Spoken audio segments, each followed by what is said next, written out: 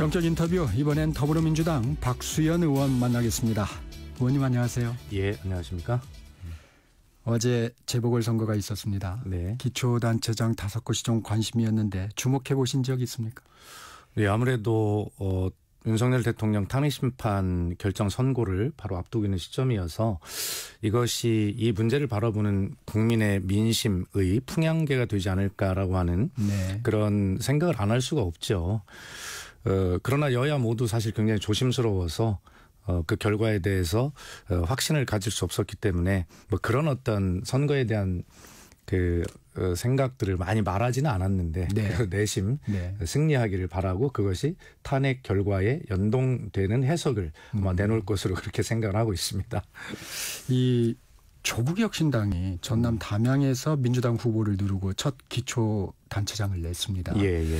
이 부분은 좀 어떻게 보셨어요? 예, 민주당으로서는 좀 아쉬운 부분이죠.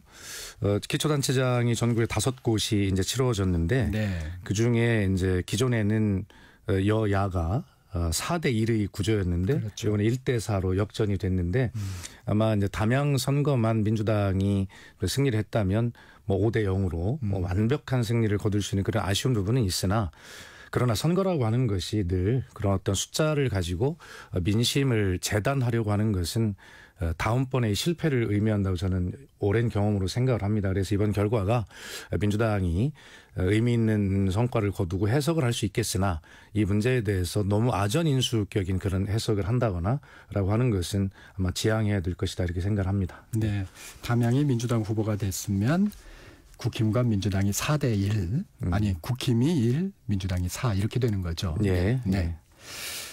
윤 대통령 탄핵 선고 관련 현안 살펴보겠습니다. 어제 의원님이 공동대표를 맡고 있죠. 야 5당의 윤석열 탄핵 국회의원 연대. 윤 대통령 파면 촉구와 함께 국민의힘 당 해체까지 주장했습니다. 어떤 이유인가요? 그러니까 이게 지금 이 탄핵 정국을 거치면서 제가 속한 민주당입니다만 민주당도 또 국민의힘도 이게 1, 2당으로서 쉽게 하면 국민의 민심에 부합하는 행동들을 하고 있는가라고 하는 것은 각자가 다 돌아봐야 될 부분이라고 생각을 합니다. 이런 와중에서 서로를 향해서 정당을 해산해야 된다라고 하는 이런 극언까지 서로 이렇게 하고 있는 상황으로 갈라져 있으니 국민의 양극화, 광장의 분열 이런 문제가 탄핵 결정 이후에도 굉장히 큰 새로운 대한민국을 향해 가는데 걸림돌이 되지 않겠어요?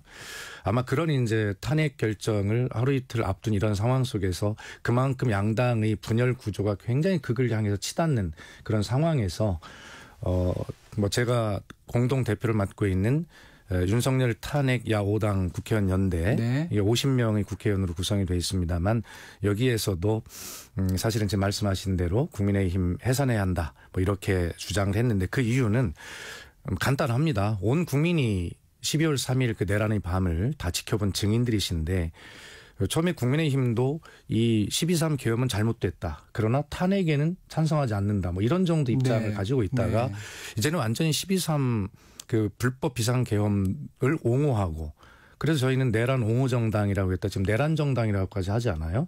그래서 그렇게 하면 안 된다. 좀 이 문제는 정치적 논쟁의 문제가 아니라 옳고 그름의 문제로 너무 명확한 문제인데 이것까지 정쟁으로 가면 되겠냐. 집권당답지 않다라고 하는 그런 부분들을 경고하고 압박하기 위해서 저희가 그런 정치적 메시지를 낸 것이죠. 내일 윤 대통령 선고는 어떤 마음으로 기다리고 계세요? 정말 제 인생을 다 돌아봐도 중고등학교 시절인 80년 광주의 문제를 빼고 뭐 이런 경험은 제 인생에서도 다시 하지 못할 그럴 일 아니겠어요? 그리고 대한민국 민주주의에서 보더라도 이 문제는 역사적인 문제, 역사에 기록될 문제만큼 중요한 것이고 그리고 지금 너무나 많은 불확실성들이 지배하고 있는 이 세계 질서 속에서 대한민국이 어떻게 하면 다시 민주주의를 회복하고 도약할 것인가라고 하는 굉장히 중요한 그런 중차대한 역사적인 문제이거든요. 그렇기 때문에 기대와 확신은 가지고 있으면서도 굉장히 좀 떨리고 좀 무섭기도 하고 뭐 그렇습니다. 국민의힘에서는 당초 좀 5대3 교착설을 얘기하다가 한 4대4로 무게추를 좀 옮기는 분위기입니다. 이런 해석도 나오는데 어떻습니까? 그렇습니다. 국민의힘이 주장할 수 있는 선택지는 4대4밖에 없어요. 처음에 이제 5대3 뭐 되도록이라고 하는 말이 한 2, 3일 네, 전국을 강타했잖아요. 네. 민주당도 그런 것에 굉장히 영향을 받은 것도 사실입니다만, 그러나 5대3 구조라고 하는 것은 이미 불가능하다는 것이 법리적인 문제 해석입니다. 왜 그러냐면 이진숙 방통위원장에 대한 헌법재판소의 탄핵 결정을 할 때 네. 공석인 헌법재판소 재판관의 공석이 결정의 종국적인 결정에 영향을 미칠 때는 불가하다 판단 이렇게 냈어요. 다시 말해서 5대3이라고 하는 것은 마은혁 재판관 한 명이 들어가느냐 안 들어가느냐, 다시 말해 그 공석이 이것이 유기되느냐, 이 한 명이 결정되는 거잖아요. 그래서 이미 현재는 이것이 불가하다라는 결정을 이미 이진숙 방통위원장 탄핵 선고 때 이미 원칙을 세워놨어요. 5대3으로는 선고하기 어렵다. 그렇습니다. 네. 그렇기 때문에 이것은 불가능한 것인데 그런 어떤 이 불안감들이, 이런 것들이 꽤 설득력 있게 받아들여져서 많은 영향을 미쳤고요. 그럼 5대3이 불가능하다면 결과적으로는 탄핵 선고 기일이 잡혔다는 것은 결과적으로 합의가 됐다는 걸 전제가 네. 볼 때 네. 5대3은 아니고 그렇다면 최소한 탄핵 인용이 가능한 6표가 확보됐다라는 것을 의미하기 때문에 6대2, 7대1, 8대0이 가능한 것이고요. 국민의힘이 그걸 선택할 수는 없거든요. 그렇기 때문에 선택할 수 있는, 주장할 수 있는 마지막 카드는 4대4 기각밖에 없는데 그것은 불가능하다. 국민의힘도 그건 알고 있습니다. 윤석열 대통령 12.3 비상계엄의 정당성을 다룬 책이라고 합니다. 새로운 대한민국이라는 책을 출간할 예정이라고 하는데 아직 책 내용은 뭐 공개가 좀 덜 된 모양인데 네. 어떻게 생각하세요? 예, 어제 제가 그 뉴스를 잠깐 보니까 저도 뭐 깜짝 놀랐는데 책 내용의 대부분이 윤석열 대통령의 최후 변론을 그대로 네. 옮겼다, 이렇게 뉴스에 나오더라고요. 그렇다면 윤석열 대통령의 이 12.3 불법 비상계엄을 바라보는 이런 문제에 대한 일방적인 주장만 담겨 있는 것 아닙니까? 그런데 그 주장은 분명히 잘못된 내용들이 굉장히 많다는 것을 우리가 알 수 있어요. 그래서 거기에 그런데 국민의힘의 국회의원들이 공동 저자로 이름을 올리고 네. 라고 하는 것을 보면 정말 이 문제가 많다. 그래서 아주 상징적인 그 댓글이나 그 반응을 보면 나무야 미안해라고 하는 말이 있던데 네. 그것은 뭐냐면 이 책을 만들면 종이로 만들어야 되는데 그 종이는 나무로 만들지 않습니까? 그러니까 이렇게 가치가 없는 것을 활자화하는데 종이가 쓰여지고 그 종이를 만들기 위해서 나무를 희생시킨 그것에 대해서 나무야 미안해라고 하는 이런 말들도 있던데 네. 저는 그 윤석열 대통령의 최후 변론이 일방적으로 담긴 책이라고 하면 책이라고 할 수 없는 가치를 평가할 수 없는 뭐 그런 수준의 책일 것이다, 그렇게 생각합니다. 이게 향후 정치 행보와 좀 연관이 있을까요? 아마 지금 예상은 윤석열 대통령의 지금 태도를 보면 헌법재판소에서 탄핵 인용 결정으로 파면이 된다 하더라도 사저로 돌아가서 본인의 이번 과정을 통해서 강력하게 결집한 일부 본인의 지지자들을 향한 네. 조기 대선에서의 영향력을 행사하면서 본인의 정치적 행보를 어쨌든 계속 이어가려고 할 것이 저는 틀림없다, 이렇게 보고 있습니다. 아마 이 책이 바로 그러한 쉽게 얘기하면 지침서 같은 지지층을 향한 지침서 같은 이런 역할을 하지 않을까, 저는 그런 생각을 가지고 있습니다. 그리고 대통령의 행동에 대한 정당성을 좀 피력하고 그렇습니다. 앞으로의 어떤 뭐 개헌이라든가 뭐 향후 어떤 계획들을 좀 담은 내용인가 봐요. 그러면 저는 뭐 그렇게 보고 있습니다. 예. 네, 정치권에서는 승복 공방이 재점화되고 있습니다. 네네. 국민의힘에서는 지도부가 헌재의 어떤 결정도 승복하겠다고 밝히면서 민주당도 승복해야 된다. 이재명 대표도 승복 선언을 해야 한다. 이렇게 주장하고 있는데 어떻게 보십니까? 그 말씀을 드리기 전에 권성동 국민의힘 원내대표께서 이재명 대표의 공직선거법 2심 네네. 판결을 앞두고 뭐라고 했습니까? 이재명 대표는 고등법원의 판결 결과에 승복할 것을 선언하라라고 압박을 하셨었어요. 그런데 이재명 대표에게 무죄가 선언이 되자 권성동 원내대표는 하루 이틀 만에 입장을 180도 바꾸어 가지고 고등법원 판사의 정치적 성향을 거론하면서 불복했습니다. 그러면서 국민의힘에서는 이것을 빨리 대법원에 가서 절차를 밟아서 대법원이 고등법원으로 파기환송하는 시간도 낭비하지 마라. 대법원에 직접 판결 내려라. 이렇게 하고 있잖아요. 근데 아시다시피 대법원에서 원심 파기 형태로 고등법원으로 돌려보내지 않고 직접 판단하는 이 건이 파기 자판이라고 자판 뭐 말도 새로운 말도 네네. 나왔더라고요. 네. 근데 2002년부터 2023년까지 법원의 편람 자료에 의하면 그런 경우가 한 40만 건 정도 있었다고 합니다. 그런데 그중에서 무죄를 유죄의 취지로 그렇게 자기가 판단한 것, 대법원이 판단한 것은 단 한 건도 없다고 합니다. 15건이 판단이 있었는데 그것은 쉽게 얘기하면 무죄로 하는 그런 취지의 판단이었고, 다만 무죄를 유죄로 하는 것, 우리가 피의자의 권리 뭐 이런 것들, 예를 들어서 부정확하다면 피의자에게 유리한 방향으로 판결해야 된다는 것이 형사재판의 원칙이라고 하지 않습니까? 네. 뭐 그런 측면에서 보면 단 한 건도 법원의 역사상 없었던 것인데 왜 이재명 대표에게만 그걸 하라고 하죠? 자, 질문으로 돌아와서 말씀드리면 네. 예, 헌법재판소 이 탄핵 결정에 승복해야 한다. 굳이 말을 하지 않아도 대한민국 민주주의 원리입니다. 근데 그것을 왜 자기들 하면 되지 이재명 대표에게 하라고 그러죠? 자기들은 그렇게 뒤집으면서. 저는 이렇게 설명을 드려볼게요. 좀 아침부터 방송에서 뭐 이런 용어가 죄송합니다만 강도가 강도짓을 할 목적으로 흉기를 들고 편안하게 잠을 자고 있는 어떤 한 시민의 집에 들어갔어요. 그러다 성공을 하지 못하고 붙잡혔습니다. 그러자 강도가 하는 말이, 나는 강도를 하려고 온 게 아니라 이 집에 편안히들 잘 주무시고 계신지 아무도 모르는 집에 들어가가지고 그냥 살펴보러 왔다라고 주장하는 것이 12.3 비상계엄에 아무 일도 일어나지 않았다라고 주장하는 윤석열 대통령의 논리와 똑같아요. 그리고 나서 지금 국민의힘의 논리는 뭐냐면, 그 강도가 잡혔는데 내가 유죄를 받든 무죄를 받든 아무 관계가 없다고 그 피해자인 집주인에게 당신이 선언해 라고 하는 황당무계한, 적반하장이라는 말도 아까울 정도의 후안무치한 그런 요구다. 예, 그렇게 생각하고 그렇게 선언하라라고 하는 질문, 전제를 인정할 필요가 없는 황당무계한 발언이다. 이렇게 평가하고 싶습니다. 그러면 윤석열 대통령은 승복 메시지가 좀 필요한 상황인가요? 그러니까 이재명 대표가 그렇게 이야기를 했죠. 네. 승복 선언을 할 것은 윤석열 대통령이면 됩니다. 왜냐하면 12.3 불법 비상계엄을 일으킨 본인 당사자 아닙니까? 잘못한 사람이 이야기를 해야 될 부분이지 왜 잘못이 없는 국민이 거기에 승복하겠다고 선언해야 하는 것입니까?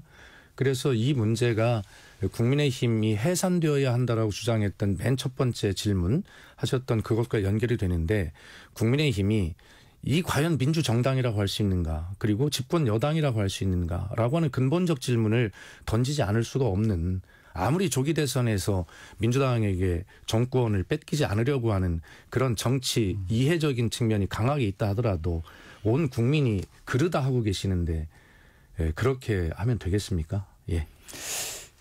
당내 한 가지만 더 여쭙겠습니다. 네. 당내 박홍근 의원의 발언이 논란입니다. 네. 박 의원은 한덕수 대행이 마은혁 후보자를 임명하지 않아서 헌재가 불완전한 정족수로 기각 결론을 내린다면 불복할 수밖에 없다 했는데, 이 발언은 어떻게 보십니까? 예, 우선 그 발언을 좀 설명을 드리면, 이 문제는 헌재가 내일 11시에 이걸 선고를 하겠다고 선고 기일을 발표하기 전의 바로 직전 상황이거든요.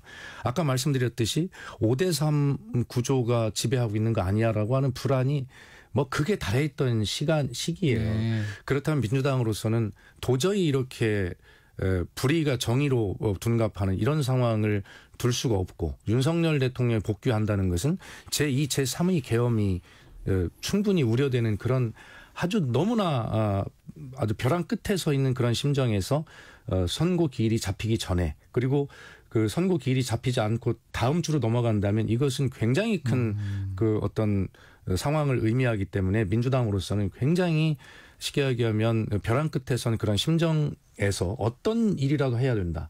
저 사람들은 저렇게 우연 불법을 뻔뻔하게 저지르면서 대한민국 초유 공직자라는 한덕수와 최상목 대행이 그렇게 공직에 머물러 있는데 왜 우리만 이것을 절차를 지켜야 되는가라고 하는 그러한 정말 절박함 그런 속에서 선고가 되기 전에 박홍근 의원이 뭐 그거 말고도 여러 가지 설들이 당내에서 막 있었어요. 그래서 이야기한 것인데 그러나 그렇게 굳이 지적을 이제 하신다면 이렇게 뭐 변명이나 할 것이 아니라 뭐 그것은 부적절했다라고 그렇게 인정하는 것이 맞다 이렇게 생각합니다. 예.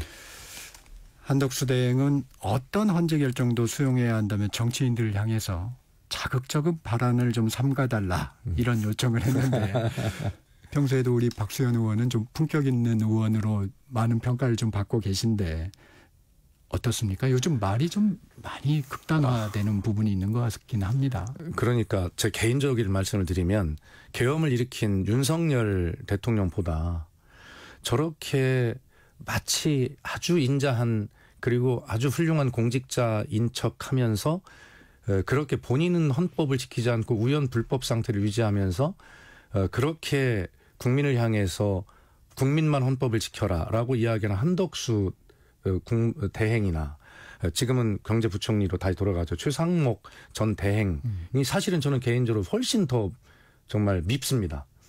이렇게 해서는 안 돼요. 지금 이 국민적 갈등과 이 혼란과 이 불안이 어디서 생겼냐면 한덕수 권한대행이 국회가 선출한 목 3인의 헌법재판관을 임명하지 않겠다라고 담화를 통해서 선언하면서 이 지금 혼란이 시작된 것이고 이 모든 책임이 그래서 한덕수 권한대행에 있다라고 저희들은 주장하는 것이고 그런 자기는 헌법을 지키지 않으면서 어디다 대고 국민에게 정치권에 그런 훈수를 둘 수 있습니까? 적반하장이다. 이렇게 말씀드리고 싶습니다. 이 좀 이른감이 있지만 탄핵 결과를 가정한 질문도 좀 드리겠습니다. 네. 탄핵이 인용이 되면 조기 대선 상황이 됩니다. 이재명 대표 그 상황에서는 어떤 리더십이 좀 필요하다고 보십니까? 이 탄핵 결정 이후에 대한민국은 이 갈라졌던 이 국민 광장을 통합하고 거기에서 나오는 힘을 가지고 다시 민주주의를 일으켜 세우고 이 어지러운 질서로 잡혀져가는 이 세계 질서 속에서 대한민국의 생존을 찾아야 되는 것 아니겠습니까? 지금 대한민국은 어떻게 보면 정치 지도력 또 그런 리더십 이런 것이 윤석열 대통령의 붕괴로 인해서 무너졌다고 해도 과언이 아닙니다. 이재명 대표는 비록 제1야당의 대표이지만 네. 차기의 대통령 후보이거나 혹은 국민의 선택을 받을지도 모르는 뭐 그런 유력한 상황이라고 해도 과언이 아니지 않습니까? 네. 그렇기 때문에 지금부터 2심에서 본인이 무죄를 받았다라는 것은 잊으시고 이제는 그런 어떤 실종된 대한민국의 지도력에 내가 책임이 있다. 현재적 책임이 있다라는 생각을 가지고 국민의 민생을 세우는데 그리고 세계를 향해서 대한민국은 민주주의 회복력이 정말 훌륭한 나라이다. 그런 훌륭한 국민을 가진 나라다라고 하는 그런 안정된 메시지를 정말 발신해야 한다고 생각합니다. 물론 그렇게 했을 경우에 뭐 대통령이 다 된 것처럼 한다라고 하는 또 비판이 따를 것이겠습니다만 네. 그런 것을 두려워할 것이 아니라 지금 오직 두려워해야 할 것은 대한민국의 현재와 미래다. 이런 생각을 가져주시길 바랍니다. 이재명 대표 독주 체제에 비명계는 좀 설 자리가 없다. 이런 얘기도 있습니다. 어떻게 보십니까? 아마 뭐 그렇게 인정해야 되지 않을까요? 어제 밤에 제가 김부겸 전 국무총리 부친상가에 조문을 가서 정말 오랜 시간 동안 많은 분들과 주로 그런 이야기들 많이 하시더라고요. 그런데 저는 이렇게 생각합니다. 당내에 이재명 1극 체제가 워낙 공고해서 소위 비명계가 있다고 저는 생각하지 않습니다만 그런 다른 목소리들이 뭐 설 자리가 없다 이런 차원보다는 뭐 그런 것도 인정하지 않을 수 없지요. 일부 있겠지. 그러나 지금은 당 내보다는 당 외부의 환경이 워낙 역사적으로 초유의 상황을 맞이하고 있어요. 그래서 12.3 비상계엄으로 인한 이 당 외적인 국내외의 이 많은 위기적 상황이 사실 정치권에게 요구하는 책임감이 워낙 큰 것이고 그것이 민주당 당내의 향후 조기 대선이 치러진다면 거기에서 이재명 대표 외의 다른 지도력들이 아마 설 자리가 자연스럽게 좁은 상황이 아니냐. 그건 당내 상황보다는 물론 당내 상황도 있겠습니다만 그러나 당 외부적인 어떤 초유의 국가적 위기 상황이 그렇게 자연스럽게 연결된다 저는 그렇게 보고 있습니다. 여권을 좀 볼게요. 여권 잠룡들이 반 이재명을 기치로 해서 친윤 친한이 단합해서 빅텐트를 만들 수 있을 것으로 보십니까? 어떻습니까? 갈등의 골은 좀 깊어 보입니다. 국민의힘에게 지금 충고를 좀 드린다면 기승전 이재명, 반 이재명 전선 하나 가지고 국민의 마음을 얻을 수 없습니다. 대선에서 국민의 선택을 받는다고 하는 것은 국민은 대한민국의 미래를 보고 굉장히 신중한 선택을 하시는 것이거든요. 네. 그런 선택을 하는데 반 이재명 그 깃발을 가지고 선택을 받을 수 있을까요?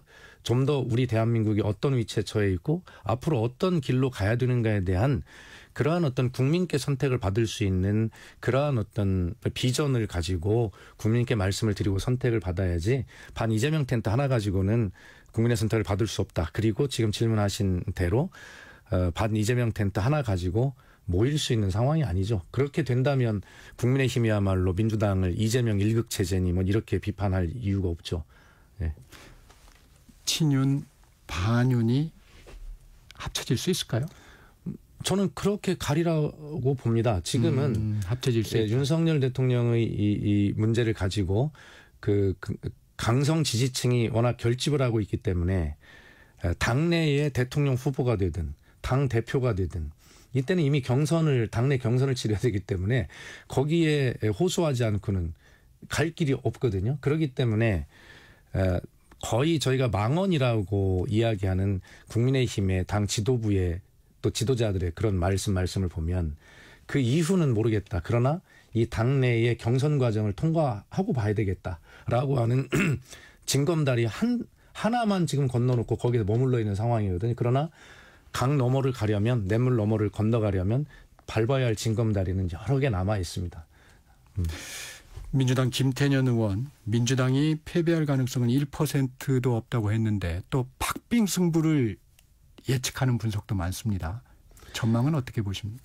다시 말씀드리지만 아무리 이 윤석열 대통령의 불법 비상계엄으로 인한 조기 대선이 치러진다 하더라도 국민은 결과적으로 그런 잘못을 저지르고 그것을 옹호한 정당에 대한 그 정당이 배출한 후보에 대한 심판도 하시겠습니다만 조금 더 중요한 것은 누가 대한민국의 미래를 더 잘 만들 것이고 내 삶을 책임질 것인가라고 하는 것을 보시고 선택하지 않겠습니까? 그렇기 때문에 조기 대선이 치러진다면 민주당이 압승할 거다라고 하는 것은 굉장히 교만한 태도라고 보고 어떻게 하면 우리가 대한민국의 미래를 가지고 국민께 선택을 받을 수 있는가 지금부터 시작이다 이렇게 봐야 합니다. 그래서 불법 비상계엄을 정리하는 문제는 그것이고 앞으로 조기 대선이 치러진다는 대한민국 미래는 미래고 이것은 완전히 별개의 문제라고 생각하고 겸손하게 그렇게 봐야 된다고 생각합니다. 아마 김태년 의원도 지금 경제는 민주당이다라고 하는 그 국회의원 아침에 공부 모임을 이끌고 굉장히 경제에 집중하는 그런 네. 지도력을 보이고 있는데 아마 민주당 국회의원들 한 80에서 100명 정도가 거기에 참가를 하고 있어서 22대 국회가 시작되자마자 매주 1회씩 그 공부 모임을 하고 있는데 국회의원들이 굉장히 공부를 많이 하고 있어요. 그런 김태년 의원도 말은 어떤 계기에서 그렇게 말씀하셨지만 그러나 결과적으로는 경제로 대한민국 미래를 준비해야 된다는 준비를 누구보다도 열심히 해온 정치인입니다. 이 상황은 다르겠지만 2022년 대선에서 이재명 대표 0.73%포인트로 네. 이제 패배를 했는데 야권에서 조국혁신당 등이 야권 전체 오픈 프라이머리 완전 국민 경선을 하자. 지난번 대선에서도 아주 근소한 차이였는데 야권의 통합이 중요한 부분 아닙니까? 이 부분도 좀 검토가 가능한 부분일까요? 저는 당연히 검토해야 된다고 생각하고요. 지난 대선에서의 0.7%포인트 차이 패배가 이 야권의 국회의원들이든 정치인들이든 또 야권을 지지하는 국민들에게 굉장히 그 경험적으로 시사하는 바가 크다고 생각합니다.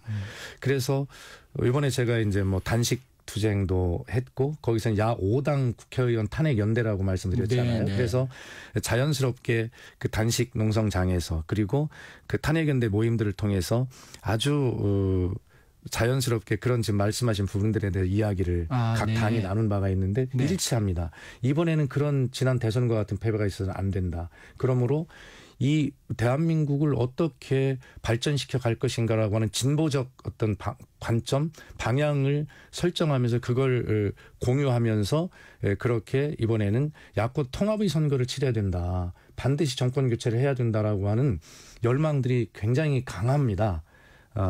그래서 뭐 방송에서 말씀드릴 수 없는 농담들도 그 안에서는 하고 네. 하는데 아마 그러나 이 문제가 정식으로 협의를 위한 테이블의 주제로 올라가면 굉장히 좀 무거운 주제로 될 것이나 그러나 그 기저에는 지난 대선에 대한 경험적 성찰이랄까요? 이런 부분들이 다 공유하고 있기 때문에 아마 정책으로 공동 집권을 하고 대한민국을 그런 방향으로 이끌며 그다음에 그렇게 공동으로 정책으로 그렇게 대한민국을 이끌어야 된다라고 하는 그런 공감대는 충분히 형성이 돼 있습니다. 그렇기 때문에 오픈 프라이머리가 됐든 어떤 제도의 제안이 있든 간에 각 정파가 정당이 유불리를 떠나서 오직 새로운 대한민국을 염원하는 국민들만 생각하고 그렇게 통 크게 좀 합의해야 된다. 그렇게 생각, 그럴 가능성이 매우 높다고 봅니다. 오픈 프라이머리를 포함해서 야 5당이 통합할 수 있는 어떤 정책적 부분이라든가 이런 부분을 굉장히 고민할 거다. 그렇게 실제 하고 있습니다. 예. 네. 이 탄핵이 기각되거나 각하될 경우 이재명 대표는 혼란과 유혈 사태를 우려했고 제2의 계엄을 얘기하는 민주당 의원들도 있습니다. 네. 그 상황은 어떻게 예상하십니까? 이미 그것은 증명이 되었지 않습니까? 그 검찰의 수사 과정이나 이런 것에서 증명이 됐는데 윤석열 대통령이 12월 3일 그날 밤 12월 4일 새벽 1시에 계엄을 해제하면서도 결과적으로 합참의 그 결심 지원실인가요? 거기에 모여서 제2의 계엄을 했다는 정황들 그리고 이미 진술을 통해서 검찰 수사에서 밝혀진 것 윤석열 대통령이 해제했더라도 내가 제2, 제3의 계엄을 하면 돼 라고 발언했다는 것이 이미 검찰 조사 과정의 증거로 지금 채택이 돼 있는 상황이어서 윤석열 대통령이 이 상황에서 기각이나 각하로 대통령직에 복귀한다면 반드시 그런 문제가 일어날 것이다라고 저희들은 확신하고 있고 또 그걸 떠나서 전 세계에 무엇이라고 대한민국이 민주주의를 설명할 것입니까?